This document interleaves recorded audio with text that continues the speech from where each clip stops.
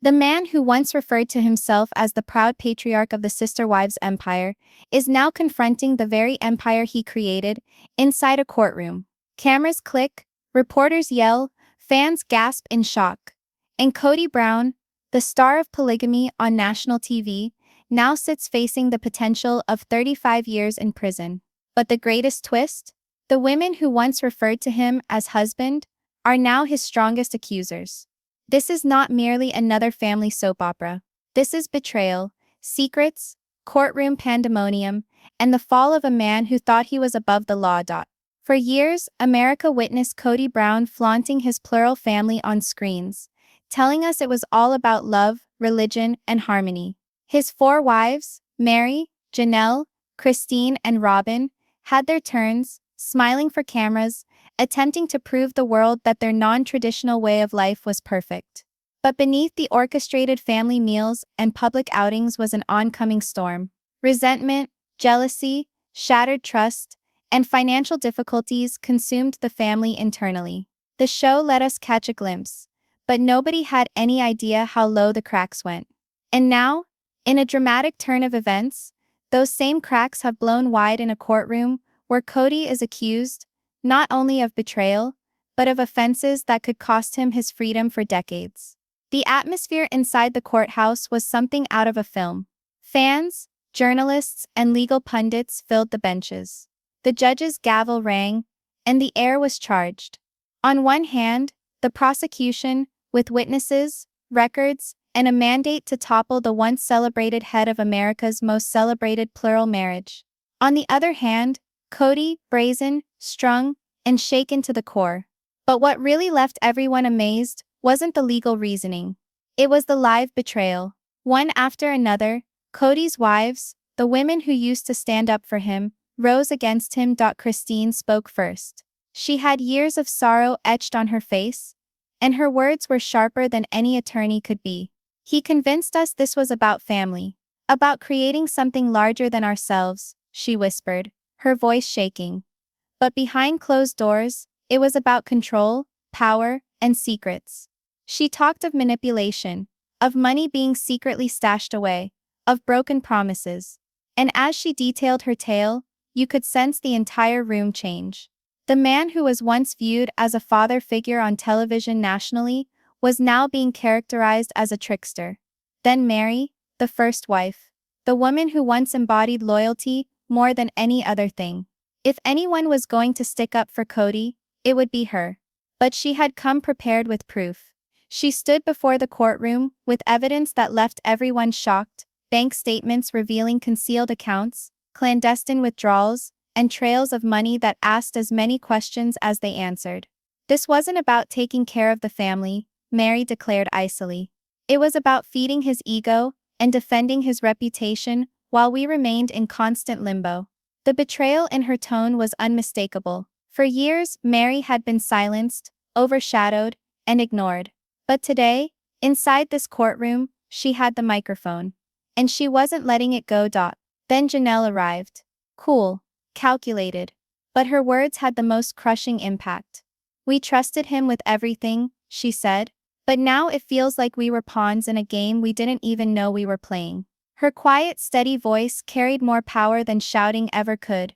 She painted a picture of emotional manipulation, of being trapped in a system that only served one man. And as she finished, the silence in the courtroom was deafening. But the world wasn't ready for what came next. Robyn. For years, Robyn had been Kody's favorite, his best friend, the wife who hung in there when everybody else left. People would call her out for tearing the family down, but everyone assumed that she would never turn on Kody in public. Her testimony started with tears. I believed in him, I believed in us, she whispered. But I can't stand here and lie anymore. She admitted to years of bickering, to money secrets even she wasn't aware of, and to a marriage that had collapsed with the burden of falsehood. Her words struck Kody more than anyone else's. For if even Robyn, his last defense, had left him, then what chance was there? The prosecutors assembled the testimony, financial reports, and backstage evidence to create a devastating picture of Kody Brown, a man who constructed a public persona of love and family, but privately manipulated, controlled, and betrayed the closest people to him. They claimed his behavior wasn't simply personal shortcomings, his behavior was criminal. Fraud, deception, exploitation. And if found guilty, Kody might face 35 years in jail. Kody quote, "S attorneys attempted to shoot back. They accused the sister wives of being bitter, revengeful, and dramatizing for vengeance and publicity. They insisted this was just a family feud that had gotten out of hand. But the further they went on, the emptier their arguments were. Because nothing they were saying could drown out what four women, who lived with Kody, trusted him, and now stood together against him, had said. Dogs of fans and critics clashed online outside the courthouse. Social media erupted. Some took up for Kody, asserting that he was being unjustly singled out for his life. Others cheered on the wives for finally speaking their truth. Media referred to it as the trial of the polygamy patriarch. Pundits argued whether this was a case of justice or vengeance.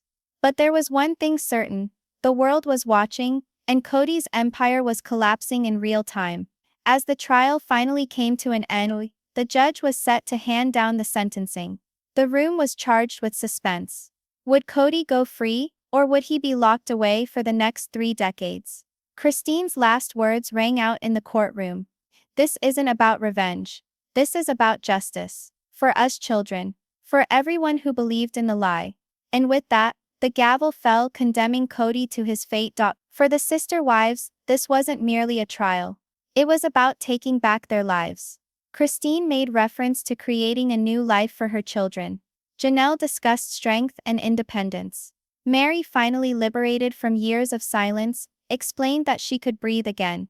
And even Robyn, through crying, confessed that she was prepared to move on, not as wife to Kody, but as her own woman. The family once held together by Kody's command was dissolved. They were breaking free, writing their own narratives, and finally emerging from his shadow. So what does this do to Kody Brown? For many years, he peddled the world a tale of faith, togetherness, and family. But the reality that emerged in court revealed something else: ego, manipulation, and betrayal. No matter if he serves out 35 years or not, this is true. His empire is no more. His family has defected. And the name Kody Brown will always be linked not to love and harmony, but to ruin and shame. And so, in a courtroom filled with reporters, in the unforgiving lights of public opinion, the man who once ruled a plural marriage empire was given the hard truth. The sister wives were no longer his defenders. They were his prosecutors, his judges, his executioners in public opinion court. Kody Brown's tale is no longer one of love, family, and religion. It's one of betrayal, justice, and the stunning downfall of a man who felt invincible. And when the judge's gavel rang out for the final time, the world realized. The sister wives were no longer part of Kody's narrative. They were writing their own. Breaking news: Kody Brown, the man who was once hailed as the kingpin of the sister wives clan, now battles for his life in a courtroom where the walls appear to be closing in. That's how it started. But this wasn't a headline. This wasn't a celebrity scandal. This was the day when years of secrets, betrayals, and unspoken truth came tumbling down. The steps of the courthouse were crowded like the entry to a concert sold out. Journalists pushed and shoved, microphones in hand like swords, hoping to catch a word, a glance, anything that would provide them with the scoop. Sister Wives fans, some of whom sided with Kody and some with the wives, crowded the sidewalks with homemade placards. Others yelled, "Free Kody." The air was abuzz with debate, cell phone cameras flashing in all directions. Helicopters flew overhead. News trucks blocked the street. Every news channel, every social media page, every gossip site had its cameras trained on the courthouse. This wasn't just a trial. It was a spectacle. The kind you couldn't possibly look away from. And then, the doors swung open. Kody Brown emerged from a black SUV, accompanied by his lawyers. But he didn't appear to be the confident, charismatic man that fans remember from TV. His flashy smile was no longer there, replaced with a clenched jaw and anxious eyes that scoured the crowd. The man who once paraded onto TV screens, bragging about creating a polygamous kingdom of love and faith, now seemed small, weak, exposed. People yelled his name, some with fury, some with hope. A few fans bellowed, "We love you, Kody," but were overwhelmed by the shout of "Lock him up." For the first time in years, Kody wasn't the object of admiration, he was the object of judgment. The minute he walked into the courthouse, the atmosphere changed. The chatter on the outside turned into an edgy silence on the inside. The air was thick with tension, thick with anticipation. The courtroom was packed, every seat occupied. Reporters jotted in notebooks, cameras snapped from the press box, and the wives, Meri, Janelle, Christine, and Robyn, sat silently, their faces indistinguishable. It was surreal. The same family who once sat around living room couches for TLC cameras was now sitting in a courtroom, divided not by space, but by infidelity. Kody dodged their gaze as he proceeded to the defendant's table. He adjusted his suit jacket, sat and placed his hands on the table, folded in a prayerful fashion. His knuckles were bloodless. The judge entered, the gavel came down, and suddenly the circus outside became a deadly serious fight inside. The judge's tone was stern as he read the charges. Words such as fraud, deception, financial malfeasance, emotional abuse resonated throughout the room. Each charge was like a bullet. "Mr. Kody Brown," the judge pronounced, "you are charged with conduct that, if found true, would carry a potential sentence of 35 years in prison." There were gasps from the audience. A few reporters placed their pencils on the floor. Fans who had somehow acquired seats in the rear of the courtroom gasped in shock and covered their mouths. But Kody remained seated, attempting to maintain his dignity, his jaw clenching with each sentence. The real shock wasn't the charges. It was who filled the courtroom. Meri, Janelle, Christine, Robyn. 4 women who once referred to Kody as husband, 4 women who had children with him, established lives around him, sacrificed their aspirations for him, and now they weren't present to support him. They weren't present to stand with him. They were here to testify against him. Christine sat primly, her hands folded in her lap, eyes locked on Kody with a blend of sadness and steel. Meri had a folder full of papers, her face tense, resolute. Janelle was composed, practically businesslike, as if she'd already accepted what was to come. And Robyn's eyes were puffy, as if she'd been crying for days. It was a photo no one imagined they'd ever see, the sister wives together, but no longer as wives, now as witnesses. As the trial officially started, the world beyond went wild. All the news sites positioned the story on the front page of their websites. Kody Brown on trial, 35 years lurking for Sister Wives star. Wives turn on Kody in courtroom drama. Leaked into social media were clips of the courtroom. Christine passing by Kody with not a flicker of her eyes. Meri holding evidence like a gun. Robyn dabbing at tears. TikTok, Twitter, YouTube, Instagram. There wasn't a platform where Kody Brown's name wasn't trending. And the world wasn't merely observing, they were taking sides. Each sound was magnified. The rustle of documents, the scrape of a pen, the snap of a camera. But the most deafening noise was the quiet. The quiet of the crowd anticipating what would come next. Would Kody defend himself with the same passion he demonstrated on television, debating his way out of every argument? Or would he break under the power of the evidence? The wives sat quietly, but their presence was louder than any testimony. It told a story on its own that the man who once controlled everything had lost control completely. As prosecutors laid out their opening statements, Kody tried to stay calm, but the cameras caught everything. The twitch of his lip, the tapping of his fingers, the quick glances at his wives, then quickly away. His face spoke a tale he didn't wish to tell. A tale of regret, of fear, of realization. This was no longer reality television. There were no producers to manipulate his image, no confessionals to provide his perspective. This was real. And this time, the finale wasn't in his hands. The words lingered in the air like smoke. 35 years in prison. For the online viewers it was unimaginable. For the wives seated mere feet away, it was justice at last on the doorstep. For Kody it was the nightmare that he could no longer wake up from. 35 years wasn't a sentence. It was a life. A life without cameras, without fame, without liberty.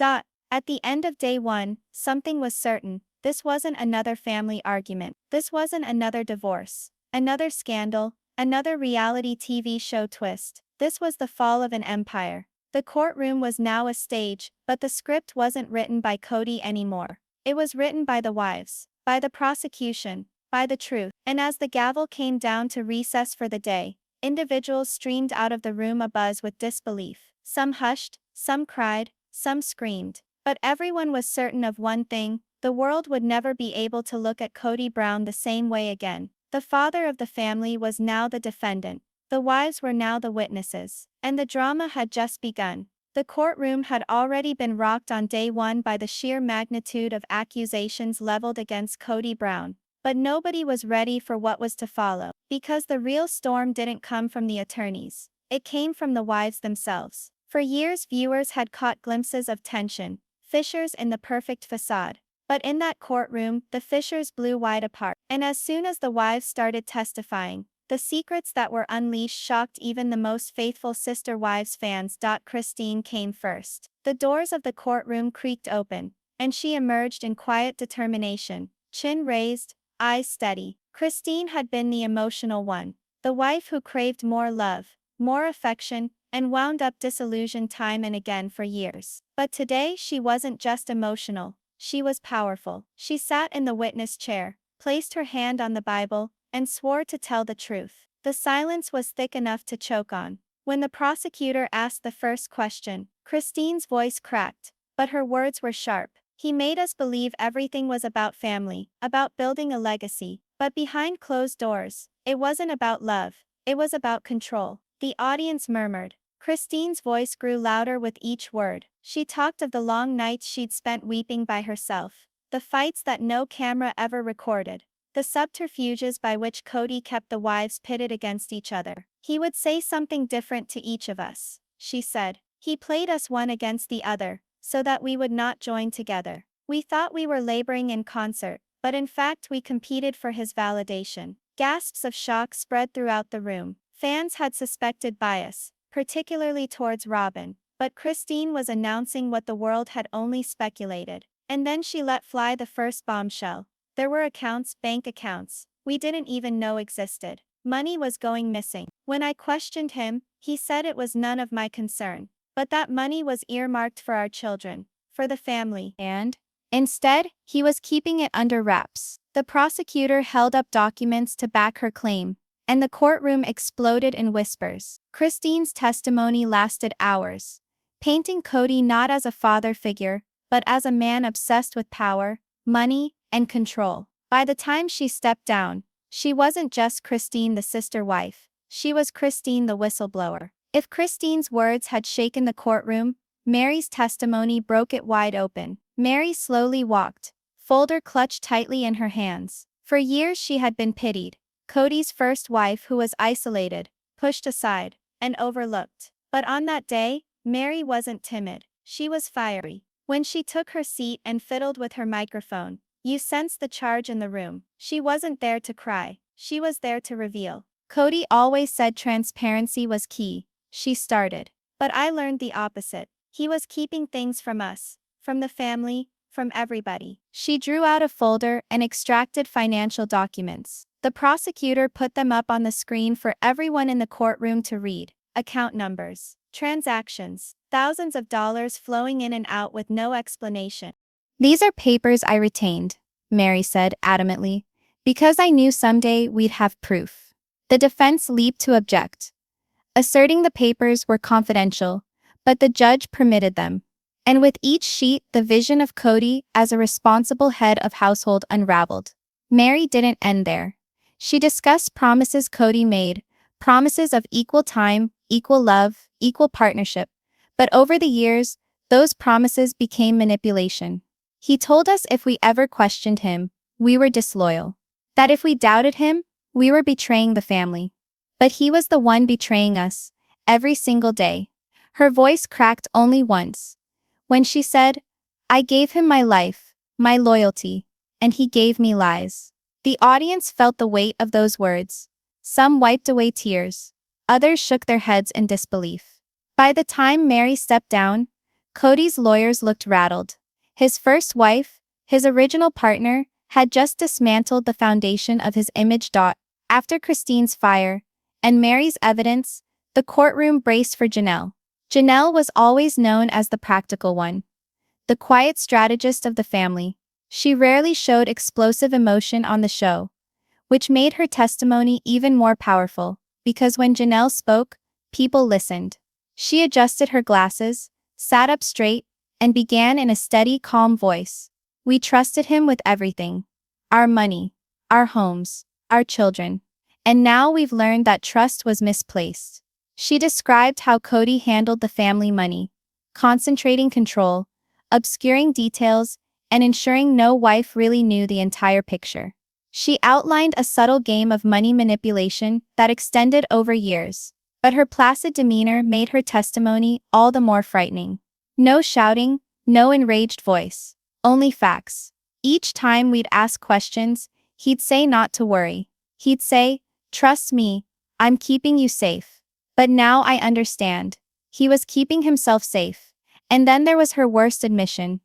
Kody didn't view us as partners. He viewed us as pawns. And he used us repeatedly. The phrases struck home like a sledgehammer. For years, viewers argued whether Kody was only trying to juggle several wives, or if he was intentionally playing the women. Janelle had provided the answer. By Session 2's conclusion, the courtroom had reeked of just having been hit by a hurricane. Christine had produced the emotional wounds. Meri had exposed the fiscal betrayal. Janelle had brought the composed, rational deconstruction. And it all led to one thing. The picture Kody constructed for decades was a lie. Journalists ran out of the courtroom to report news. Social media was abuzz with clips, quotes, and raging arguments. Christine destroys Kody topped Twitter. Headlines blared about secret money, manipulation, and betrayal. Inside, Kody was seated at the defendant's table, his face ashen, his jaw clenched. He muttered furiously to his attorneys. But the harm was inflicted. His wives had become his prosecutors. As the hearing recessed, the judge summoned recess. The wives exited the courtroom, walking past Kody with not even a look. That tableau in itself told the tale. 4 women who had constructed his empire now leaving him behind, empowered as ever. For the public, the testimonies weren't only shocking, they were heart-wrenching.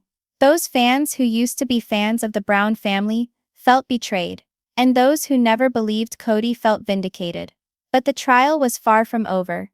If Christine, Meri, and Janelle had already opened up that much, what would happen when Robyn, the wife who used to be his strongest supporter, took the stand? The unraveling had only just started. If Christine's tears had exposed the pain, Meri's evidence had exposed the betrayal, and Janelle's steady testimony had exposed the strategy, then Robyn's turn on the witness stand was the moment that shattered the very core of Kody Brown's defense. Because if there was anyone Kody felt he could rely on, it was Robyn. She was the wife who stood up for him on camera, the one who seemed to be nearest him, the one who remained supportive of him when the other wives began to distance themselves. To the eyes of many viewers, she was the favorite, the protective shield he cowered behind when the rest of them turned on him. But in that courtroom, in the cold light of truth, even Robyn cracked. The doors creaked open, and Robyn entered slowly. Unlike the other wives, who had come in with fire or resolve, Robyn walked in with a burden of grief. Her eyes were bloodshot, her steps hesitating, as if every one of them cost her an effort. She refused to meet Kody's eye. For years he had been her partner, her guardian, her best friend. Today he was the man she was about to testify against. She placed her hand on the Bible and took the oath, her hand shaking ever so slightly. When she sat down, she drew a deep, shaky breath, and then the prosecutor asked the first question. "Mrs. Brown, please share what you know regarding the charges against your husband." The room was quiet. Everyone leaned in, anticipating an answer. Robyn hesitated at first. Her lips quivered, her eyes flashing to Kody, who sat at the defendant's table with a look of shock and outrage on his face. For an instant, she seemed about to refuse to answer. And then she whispered, barely loud enough to listen to, "I thought he was true. I thought we were. But I can't lie anymore." The courtroom was shocked. Even the judge inclined forward a little, grasping the significance of her words. Robyn brushed at her eyes, her voice trembling as she went on. "Kody explained things. Things I never doubted, because I trusted him. I believed we were creating a life. But now I realize, even I was not in the know." Robyn shared things no one was expecting to hear about from her. She described late-night confrontations, when the cameras were not rolling, of money fights that never hit the airwaves. He warned me not to pry, that everything was taken care of. I wanted to trust him because I loved him. But then I saw the bank statements, the cash withdrawals, the expenditures, and I understood. He was keeping secrets even from me. She hesitated, her voice cracking as she admitted, I stood up for him. I remained with him as the others departed. I informed the world he was a fine man. And the fact is, I didn't want to believe what was standing in front of me.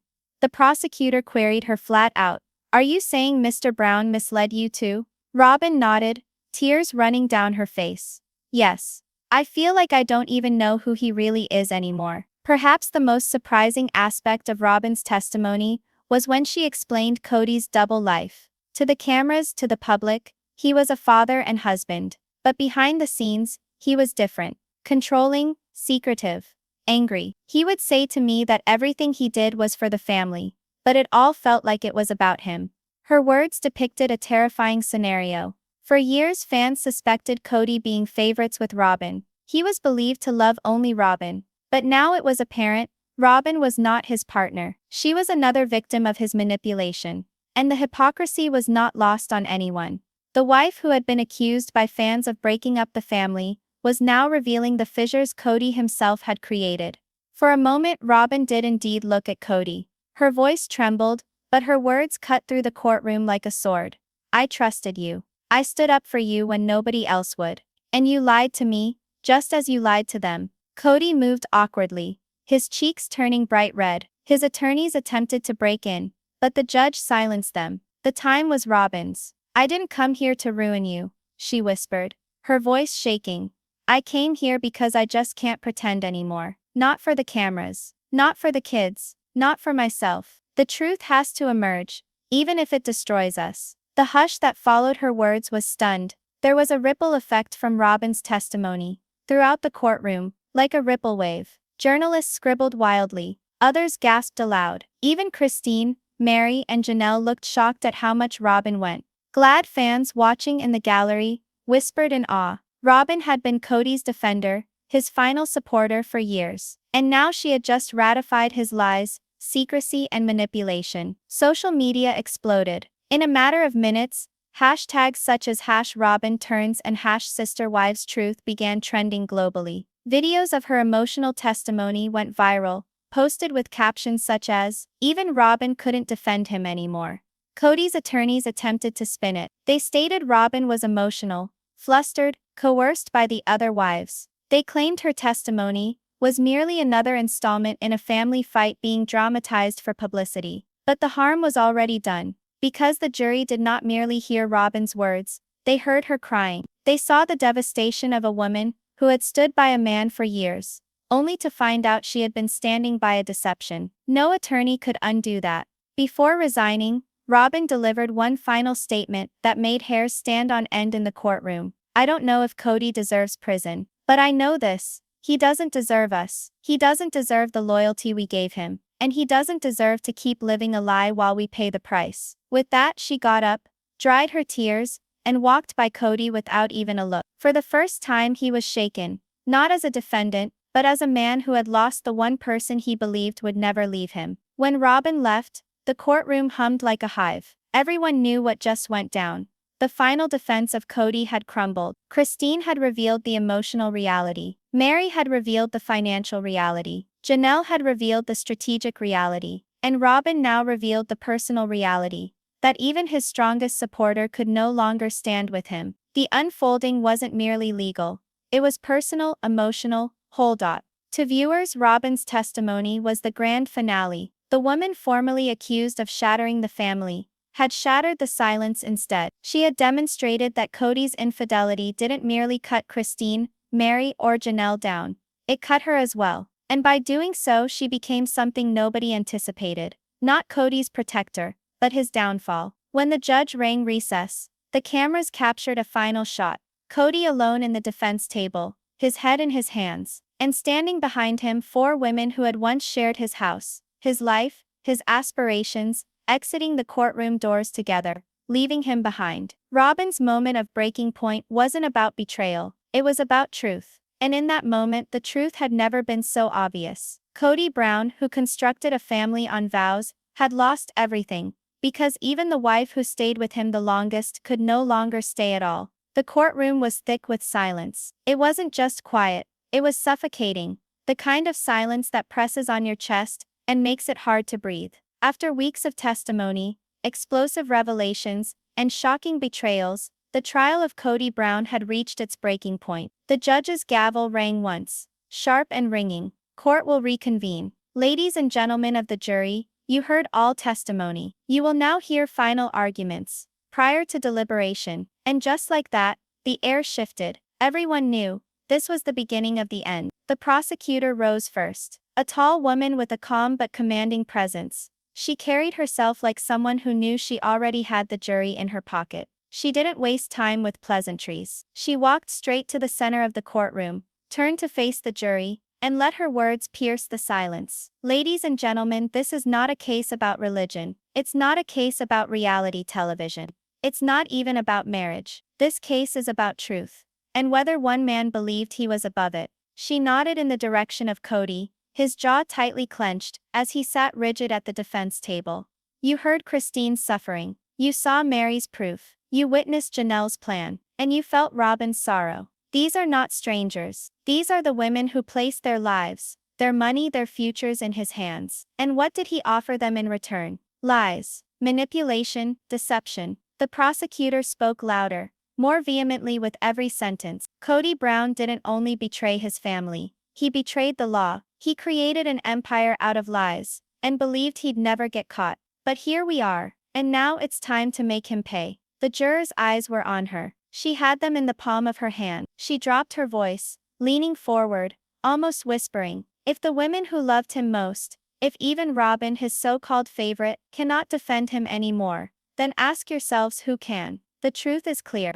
The lies are undeniable, and the law demands justice. She stepped back, her last words echoing like thunder. Find him guilty, because no man, not even Kody Brown, is above the truth. The defense attorney stood, adjusting his suit nervously. He knew the deck was stacked against him. The testimonies had sliced deeper than any evidence ever could. Nevertheless, he had one task: raise doubt. He walked slowly in front of the jury, his voice gentle, almost begging. Ladies and gentlemen, I implore you, is this really a matter for prison? Is this a family squabble amplified to a spectacle? He gestured toward the wives, seated together. These are hurt women, betrayed women. But hurt can cloud judgment. Betrayal can twist perception. What you've heard here is not evidence of a crime. It is the airing of grievances, the unraveling of a family in public view. His voice grew more acute.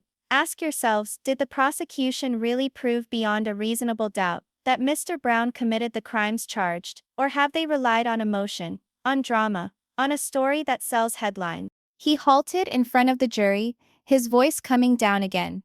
Don't make this a reality show finale. Don't convict a man on 35 years prison time for family soap opera. If you have any doubt at all, you have to find him not guilty. The words remained suspended, but they were without the passion of the prosecution. It was desperation, not conviction. Next was the moment everyone had been waiting for. The judge spoke to the defendant. Mr. Brown, you may speak to the court prior to the jury deliberating. Kody rose, his movements mechanical. He fidgeted with his tie, cleared his throat, and for the first time since the trial started, he addressed the jury. I am not a perfect man, he started. His voice weighed. I have erred. But errors are not crimes. I attempted to keep my family together the best way I knew how. Was it always right? Possibly not. But I never committed a crime. I never attempted to harm anyone. He looked at the wives. Christine gazed at the ground. Meri folded her arms. Janelle wore an unreadable face. And Robyn's eyes were filled with tears, but would not look at him. You've heard what they've said. They're suffering. And I get it. But suffering can be passed on to anger. Anger can be a path to revenge. Don't let them determine my destiny through their anger. His voice broke, just a little, showing the fear behind his bluster. 35 years? For what? For attempting to live my life. For errors in love, in finances, in trust. Please, don't kill my life over this. He sat down rapidly. his hands shaking as he grasped the table edge. The judge finished giving instructions, and the jury departed to consider their verdict. The door creaking shut behind them sounded like a death knell. The waiting commenced. Within the courtroom, tension was palpable. Journalists whispered to one another, their pencils scratching madly. Fans shifted awkwardly in the spectator gallery, holding their breaths. The wives sat in huddled silence. And Kody sat by himself. He drummed his fingers against the table, fidgety, his gaze flicking to the door every few seconds, as if he might somehow compel the jury to come back with good news. Minutes stretched into hours. Each creak of the door made individuals sit up straight. Each step of the bailiff caused a wave of nerves throughout the room. Outside the courthouse, the world waited patiently. News teams camped on the stairs, reporting live updates. Social media went wild with theories, polls, and countdowns. Hashtags such as #CodyVerdict and #Justice for the Wives trended worldwide. Everyone was wondering, would Kody Brown go free? Or would he be locked away for the next 35 years? Finally, the buzzer sounded. The jury had made up their minds. The bailiff's words gave a chill to the room. All rise for the jury. The 12 men and women marched back in, their faces somber, unreadable. The foreperson clutched a folded paper, the weight of it more precious than gold. The judge reached for the paper, unfolded it, and read in silence for a moment that seemed an eternity. Then he cleared his throat. "Has the jury returned a verdict?" "Yes, Your Honor," the foreperson said. The judge nodded. "Please read the verdict." The foreperson rose, paper quivering slightly in his hand. "In the case of the state versus Kody Brown, we the jury find the defendant." The room waited in silence together. Kody gripped his fists, his knuckles white as chalk. The wives sat forward, their pale faces set firm. "Guilty." There were gasps. The reporters moved frantically. Cameras clicked, and the wives looked at each other in shock and relief. Kody pounded his fist on the table. "No, this is not justice. It is betrayal," he exclaimed, his face contorted with fury. His attorney attempted to soothe him, but Kody rose from his seat, pointing his finger at the wives. "You did this. All of you. You've ruined me." The judge pounded the gavel again and again. "Order, Mr. Brown. Sit down right away, or you'll be in contempt." But the harm was done.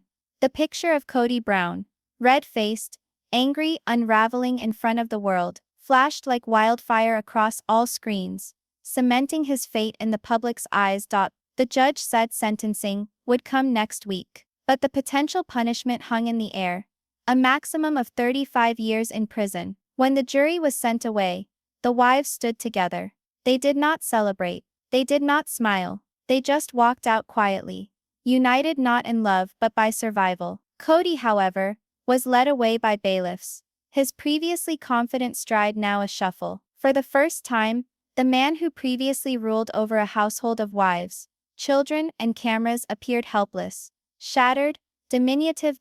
Outside, the courthouse steps were pandemonium. Fans wept, reporters yelled, social media was filled with breaking news alerts.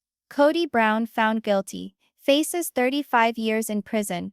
Videos of Robyn's emotional testimony, Kody's frantic appeal, and the verdict of the jury overran the internet. Memes, arguments, and live reactions took over all platforms. And above all of it, one question rang louder than any other. What comes next? Because this wasn't merely the conclusion of a trial, it was the conclusion of an era, and the commencement of Kody Brown's reckoning. The courthouse was full. Weeks had transpired since the guilty verdict, but the excitement for this day was unlike anything the Sister Wives universe had experienced. Cameras filled the sidewalks outside.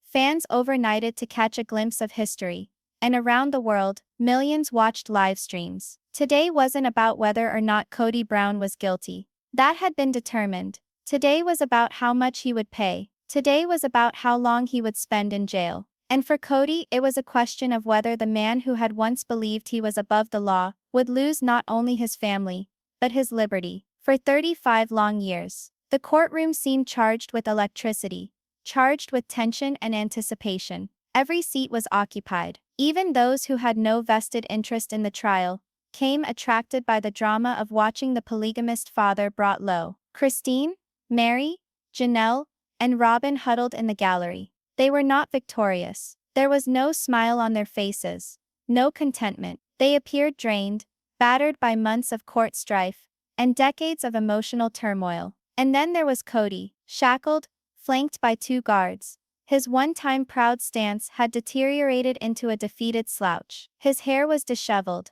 his face washed out, his eyes red. The cocky man who walked with swagger on reality television was nowhere to be seen. What was left was a shadow of a man gazing into an abyss he could no longer flee. "All rise," the bailiff declared. They all rose as the judge came in, robes billowing, face set. This was not a typical sentencing. The world was holding its breath, and the judge was well aware that the gravity of this decision would impact far more than the walls of the courtroom. "Please be seated," the judge intoned, his voice heavy and authoritative. The gavel came down once. The prosecutor stood first, her presence as keen as always. She approached the judge. "Your Honor, the jury has reached a verdict. Mr. Brown is guilty. But this sentencing isn't about punishing him.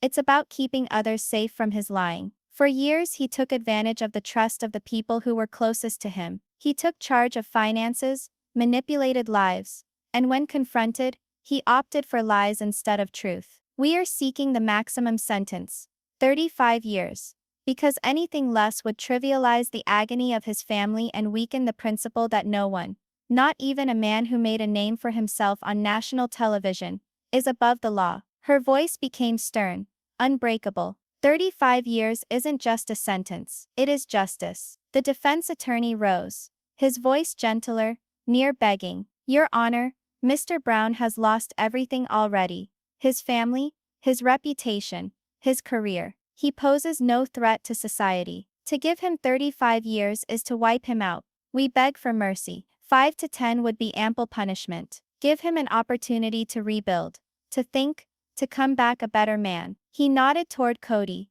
who hung his head. "He is broken. Jail will not repair that. Mercy, though, possibly might." The judge glanced at Kody. "Mr. Brown, prior to passing sentence, do you have anything to say to the court?" Kody rose slowly, his chains jangling. He cleared his throat, his voice strained. "I know I've made some errors," he started, his words heavy like lead. "I know I've hurt people I care about, but I'm not the monster they've made me out to be. I was attempting to do what I believed was best, for my family, for my religion, for my existence. Perhaps I failed. Perhaps I failed everyone." He glanced at the wives. "Christine, Meri, Janelle, Robyn, I never wanted this. I never wanted us to end like this. I loved you in my own way, maybe not perfectly, but I did." Robyn's eyes welled with tears, but she didn't avert her gaze this time. Christine's lips formed a tight line. Janelle was steadfast, and Meri sat with her face blank. Kody's voice shook. "Please, Your Honor, don't take my life. 35 years. I'll be an old man when I'm released. I'll lose everything. I've already lost so much. Please, have mercy." He slumped into the chair, his shoulders against the back, his eyes closed as if preparing for the impact. The courtroom fell silent. Papers shuffled, then the judge looked straight at Kody. His face was hard, but not unweighted. "Mr. Brown, we've seen betrayal, heartbreak and manipulation in this court. We've heard from your wives, women who trusted you, who remained faithful to you, whose lives you gave your word on, only to have that faith betrayed. We've witnessed financial records that cannot be disputed. We've witnessed tears that cannot be manufactured." He leaned forward. "You were provided with a platform, a family, and a life most others could only imagine. And in place of respecting it, you used it. You used deception instead of honesty, control instead of compassion, selfishness instead of love." Kody shifted restlessly, but the judge went on, unswerving. "These are not punishments for broken marriages. These are punishments for crimes. Crimes of deception, crimes of manipulation, and crimes that pierced at the very root of trust within your home." The voice of the judge became louder. "You have requested mercy, but mercy is for those who demonstrate remorse. What I observe here is a man who regrets getting caught, not a man who regrets what he has done." The gavel rose. The room waited with bated breath. "Kody Brown, You are sentenced to 35 years in federal prison. The gavel came down. Court is adjourned. The room erupted. Gasps, cries, shouts. The sound of history being made. Kody Quote's face twisted with shock, disbelief flooding his features. He shook his head violently. No, no, this can't be happening. The bailiffs moved in, gripping his arms as he struggled. You can't do this to me. I'm the father of 18 kids. I'm Kody Brown. This isn't justice. The wives did not stir. Christine breathed a deep sigh, as if letting go of decades of anguish. Janelle kept her chin aloft, with a silent strength emanating from her. Meri folded her arms, her gaze icy but firm. And Robyn, tears streamed down her face. But she did not scream. She merely whispered, "It's over." The cameras caught every instant. The man who had strutted so proudly one day as the patriarch of a plural family was dragged out in chains, yelling into the emptiness. Outside the courthouse steps became pandemonium. Reporters yelled, fans cried, critics cheered. Social media went wild with breaking news notifications. Kody Brown sentenced to 35 years in prison. Footage of the sentencing went viral. Memes took over the internet. Hashtags #Kody gets 35 and #justice for the wives trended globally. Others termed it justice. Others referred to it as tragedy. But no one could contest it. History had been made. In the calm after the storm, the wives emerged together. For the first time in years, they weren't estranged. They weren't battling. They weren't vying. They were liberated. Christine faced the rest. It's over. Meri nodded. Finally. Janelle barely whispered, "Now we can start again." And Robyn, still with tears on her face, said gently, "I never thought I'd be here. But maybe this is what we all needed." They emerged into the flashing cameras. No longer Kody's wives, but survivors of his collapse. The sentencing wasn't just the conclusion to a trial, it was the conclusion to an era. Kody Brown, one-time face of America's polygamy, one-time star of a popular reality television show, was now a prisoner, a man robbed of his authority, his forum and his family. And the sister wives, they were no longer players in his drama. They were writers of their own, moving into a future without him. The blow had been struck, justice had been served, and the world would never see Kody Brown in the same light again.